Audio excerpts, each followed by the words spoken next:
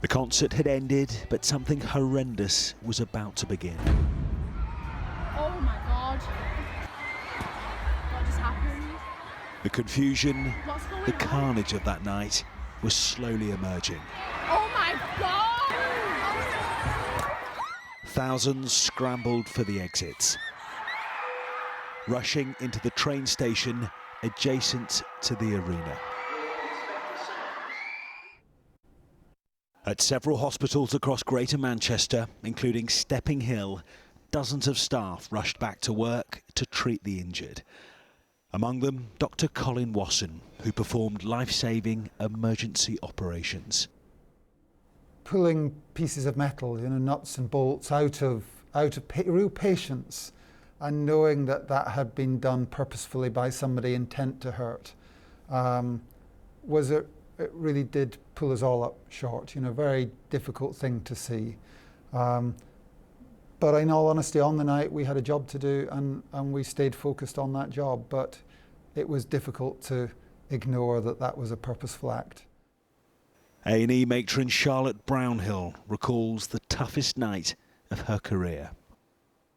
I think it became harder when you realised it was a concert, it was a fun event, it was children, it was families, it was orientated, and it was designed to do that. It's unthinkable. It just doesn't compute.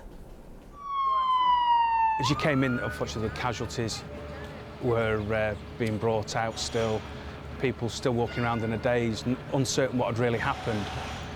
You could probably put it to what I'd expect a war zone to be. PC Phil Healy and Mojo were the first police dog team at the scene within a few minutes of the blast. They worked through the night, searching the arena and this station area for a possible second bomb.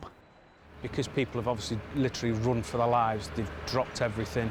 So you've got bags, you've got suitcases or carry bags that have all been left around. Each one of those potentially could have been a secondary device. So that was our job then, to go forward and into the blast zone and check all of those items. And what's going through your mind when there is the possibility of finding another device? To be honest, at the time, nothing did. It was all training. This is what we trained for. I've got a role, and it was probably about a week later that I started thinking what I'd really done. The man suspected of carrying out last night's atrocity is 22-year-old Salman Abidi. For the man suddenly leading one of the biggest criminal investigations of the last few decades, human emotion had to be kept in check. When I've reflected on it, I was really angry. When it first happened, I was really angry. How can somebody come and murder young children and families here in our city? But you very quickly realise that, I can't be angry. I've got a job to do, and I've got to lead this organisation and our response to it. And so you sort of put that to one side, and your professionalism kicks in, and you make sure that you're doing absolutely everything you can to support those that have been affected by it. And that's been our priority ever since, is to make sure that we do the best for the victims of the 22 murdered and all of the others injured and traumatised. 1 year on, the bravery of those who responded in those immediate hours on that terrible night lives on.